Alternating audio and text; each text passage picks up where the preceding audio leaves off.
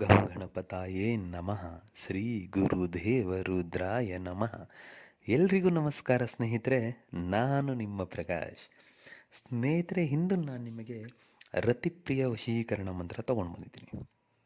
ಅದು ಹೇಗೆ ಮಾಡೋದು ಹೇಳ್ಕೊಡ್ತೀನಿ.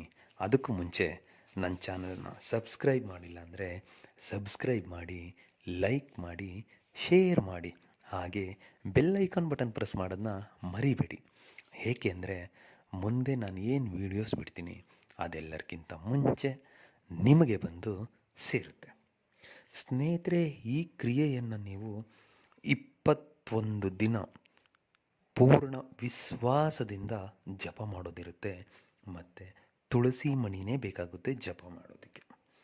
ಈ ಕ್ರಿಯೆನ ನೀವು ಸೂರ್ಯ ಉದಯ ಆದ ಮೇಲೆ ಯಾವಾಗ ಬೇಕಿದ್ರೂ ಮಾಡ್ಬೋದು. ಬಟ್ ಜಪ ಮಾಡುವಾಗ ತುಳಸಿ ಮಣಿ ಕಂಪಲ್ಸರಿ ಬೇಕು, ಮತ್ತು 1 ಗ್ಲಾಸು ನೀರು ಬೇಕು, ಮತ್ತು ಅವರ ಫೋಟೋ.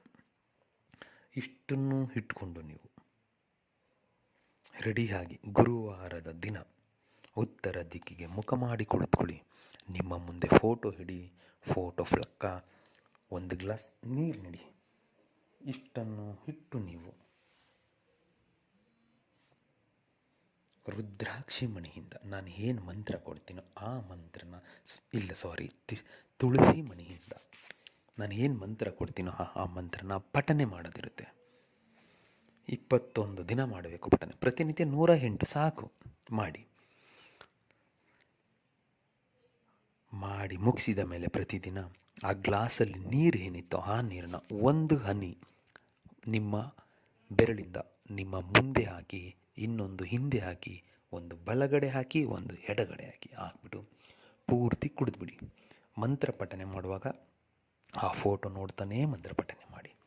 ಅದಕ್ಕೆ ಮಂತ್ರ ಹೀಗಿದೆ: ಓಂ ಅಗಚ್ಚೆ ರತಿಪ್ರಿಯೆ ಓಂ ಫಟ್ ಸ್ವಾಹ.